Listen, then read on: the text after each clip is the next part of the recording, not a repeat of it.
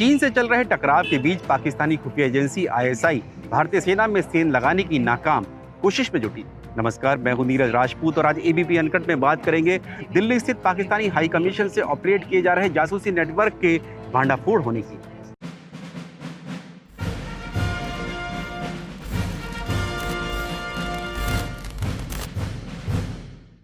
रविवार को राजधानी दिल्ली के करोल बाग इलाके से दिल्ली पुलिस की स्पेशल सेल ने मिलिट्री इंटेलिजेंस यानी एमआई और इंटेलिजेंस ब्यूरो आईबी के साथ मिलकर एक बड़ा ऑपरेशन किया। इस ऑपरेशन के तहत करोल बाग से पाकिस्तानी हाई कमीशन के जो 2 अधिकारी हैं उनको रंगे हाथ देश के खिलाफ जासूसी करने के आरोप में धर दबोचा। उनके साथ उनका एक ड्राइवर भी उस समय मौजूद था।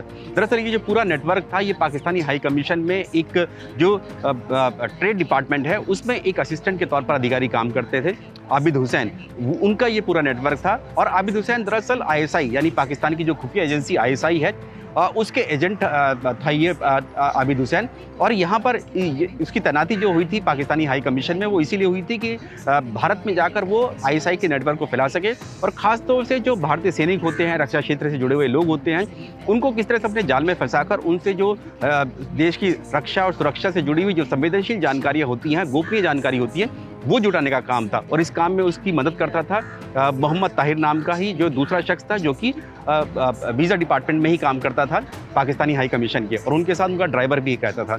इनका मोडस ऑपरेंडी दरअसल इस तरह का होता था कि ये जो सैनिकों को संपर्क करते थे और संपर्क करने के लिए जो कंज्यूमर फोरम है देश की, जो भारत की जो कंज्यूमर फोरम है उसकी जो पोर्टल होती है, शिकायती पोर्टल जो होती है कंप्लेंट्स बोर्ड ऑफ इंडिया, वहाँ पर जो सैनिक अपनी शिकायत दर्ज कराते थे किसी कारणवश कि उनकी कोई चिट्ठी है, कोई पत्र है, कोई कार्गो है, बैंक से जुड़ी हुई कोई से जुड़ी हुई कोई शिकायत है, वो जो इस कंप्लेंट वाले फोरम पर इस पर अपने दर्ज कराते थे, जिसमें अपना मोबाइल नंबर भी अगर वो दे देते थे या फिर अपनी यूनिट और लोकेशन देते थे, उनसे ये जो आबिद हुसैन है ये संपर्क करता था। और संपर्क करता था अपने आप को जो सेना का जो पोस्टल सर्विस कोर है भारतीय सेना की, उसका जो सेंट्रल बेस पोस्टल ऑफिस है उसका कोई कर्मचारी बनकर वो संपर्क करता था कि आपकी कोई शिकायत है, आपने कोई है। उसके तहत वो दोस्ती उनसे गाड़ लेता था, उन सैनिकों से, और फिर बाद में उनसे मिलने की कोशिश करता था। मिलने पर वो बताता था कि वो कोई और दूसरा बिजनेसमैन है, यानी कि तरीके उसके अलग अलग थे आबिद हुसैन के। आबिद हुसैन अपने आप को अमृतसर का रहने वाला बताता था, जबकि वो रहने वाला था पंजाब प्रोविंस, जो पाकिस्तान का पंजाब है, वहाँ का रहने वाला था। लेकिन अपने आप को पोज करता था अमृतसर का बिजनेसमैन पोज करता था, अपने आप को बताता नहीं था कि वो पाकिस्तानी हाई कमीशन में तैनात है या आईएसआई का एजेंट है।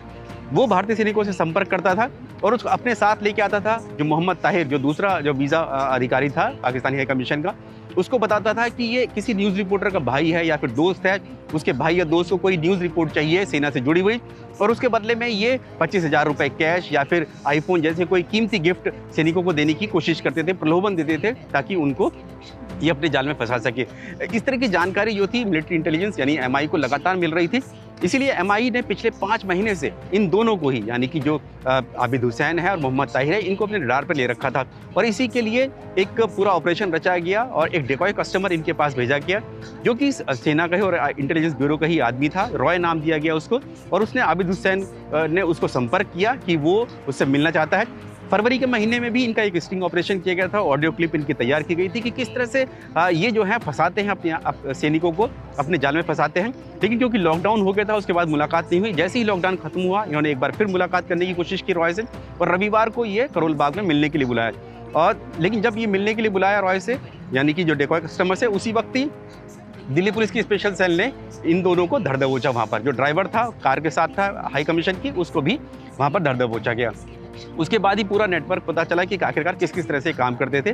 खुद इन्होंने अपनी पूछताछ में बताया कि ये काफ़ी सारे जो सैनिक हैं उनके संपर्क में थे, और संपर्क का जरिया इनका वही होता था जो कंप्लेंट्स बोर्ड ऑफ इंडिया है उसकी पोर्टल पर, या फिर जो सोशल मीडिया होती है उसके प्रोफाइल में जाकर सैनिकों की, किसी सैनिक ने अपना प्रोफाइल डाल रखा है, अपनी यूनिफॉर्म में डाल रखा है, या कोई उन्हें जानकारी ऐसी थी जिससे लगता था कि वो भारतीय सेना में है या रक्षा क्षेत्र से जुड़ा हुआ है कोई शख्स है, उन सबको ये अपना टारगेट बनाते थे। और उनको एक इन्फॉर्मेशन लेने के लिए कि जो ताहिर है उसका कोई भाई या दोस्त है जो कि मीडिया में काम करता है, न्यूज़पेपर में काम करता है, उसके लिए इन्फॉर्मेशन चाहिए।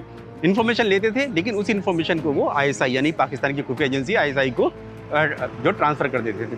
उसके लिए बाकायदा इनको पैसा भी दिया जाता था पेटीएम के ज़रिए, और दूसरे जो फ़ोन वॉलेट होते हैं उनमें इनके पास पैसा भी आता था। तो इसके तरह से ये अपना नेटवर्क चला रहे थे। लेकिन क्योंकि इनको डिप्लोमेटिक इम्यूनिटी मिली हुई थी, इसलिए दिल्ली पुलिस की स्पेशल सेल ने इनको गिरफ्तार नहीं किया, लेकिन विदेश मंत्रालय ने इनको पर्सोना नॉन ग्रेटा डिक्लेयर कर दिया, यानी कि ऐसे शख्स जिनको भारत पसंद नहीं करता है और इनको देश छोड़ना पड़ेगा। उसके बाद सोमवार को ही इन दोनों ने ही, यानी कि आबिद हुसैन और मोहम्मद ताहिर दोनों ने ही देश छोड़ दिया। जो ड्राइवर था उसको भी पूछताछ करने के बाद छोड़ दिया गया और उसको हाई कमीशन के हवाले कर दिया गया।